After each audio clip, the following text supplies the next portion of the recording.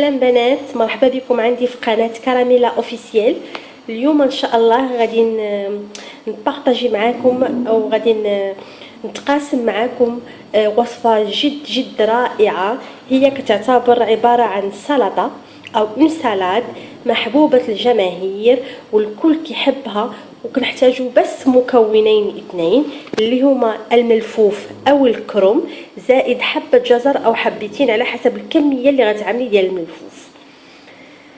هاد السلطة معروفة باسم الكلوسلو او سلطة كنتاكي الشهيرة او الكايفسي، اللي محل كنتاكي ما كيبغيش يبوح بالسر ديال هاد الوصفة او ديال هاد السلطة المحبوبة.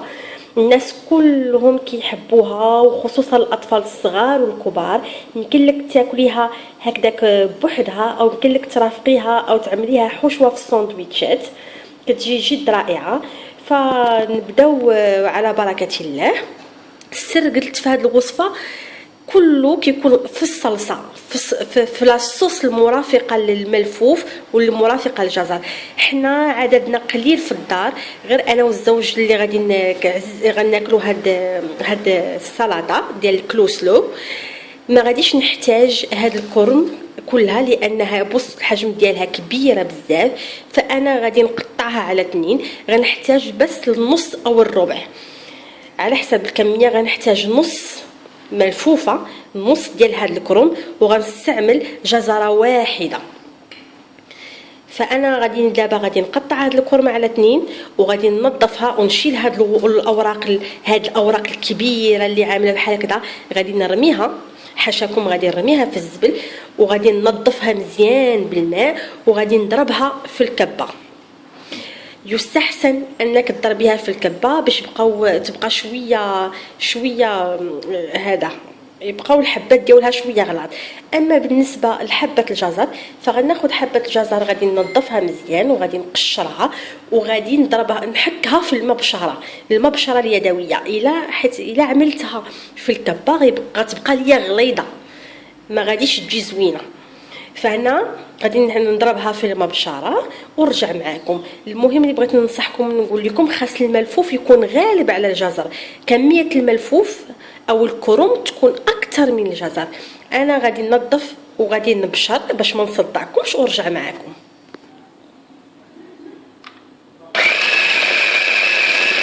كيف ما شفتوا معايا البنات انا دابا ساليت هذا بشرت الكروم الملفوف وكيجي على هذا الشكل. شوفوا الحبات كيفاش ديالو كيفاش كيكونوا. وبشرت هنايا جزره واحده. ودابا غادي نحضر معكم الصلصه الشهيره والسر اللي غيكون فيها. غادي نحتاج هنايا كاس ديال الحليب بارد او كوبايه لبن ساقعه وكاس حليب. دابا كنهضر بلهجتين، اللهجه المغربيه واللهجه الثاني المصريه او لهجه بيضاء باش كل الجنسيات تحاول تفهمني.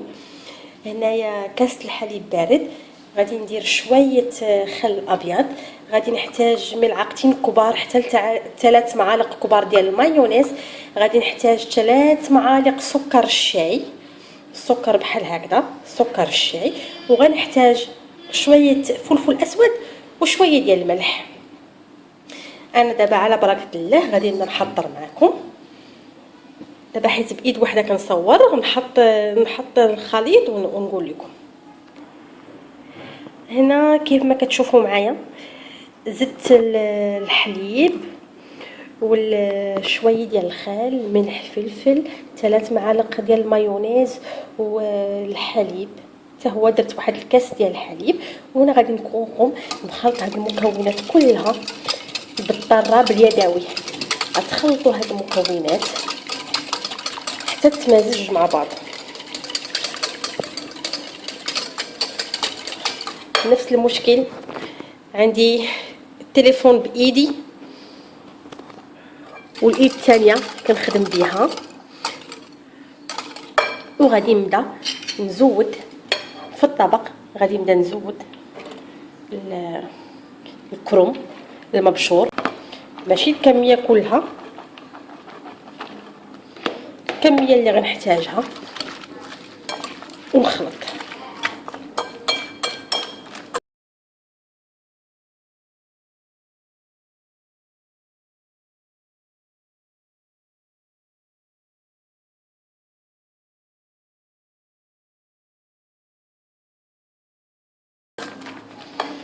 نزود الجزر، نقوم بالخلط حتى خاص كلشي يتجانس مع بعضه.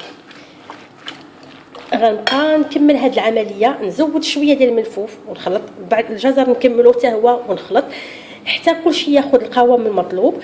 واهم حاجه لنجاح هذه الوصفه هي خاصها اقل حاجه تدخل البراد او الثلاجه لمده 3 ساعات او ليله كامله. انا بالنسبه ليا غادي نحتاجها ان شاء الله، هاد الصلصه غنحتاجها بكره، فانا دابا كنجهزها في الليل باش ولا في العشيه باش ندخلها للثلاجه تبقى ليا الليله كامله. فهيا البنات الوصفه او السلطه ديالتنا هي سالات، فكتجي على هذا القوام هذا ما بقات في الثلاجه، كتاخذ قوام احسن ومتماسك وكلها كتدبل وكتجانس مع بعضها، كيجي الطعم ديالها رائع رائع رائع. كنتمنى انكم تجربوها وتكتبوا لي بالكومونتيرات لتحت بالتعاليق كيفاش جاتكم هاد سلطه الكلوسلو او سلطه الكنتاكي المشهوره. الله دمتم في رعاية الله.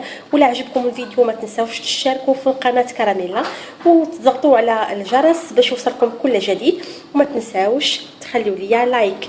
شكرا لكم.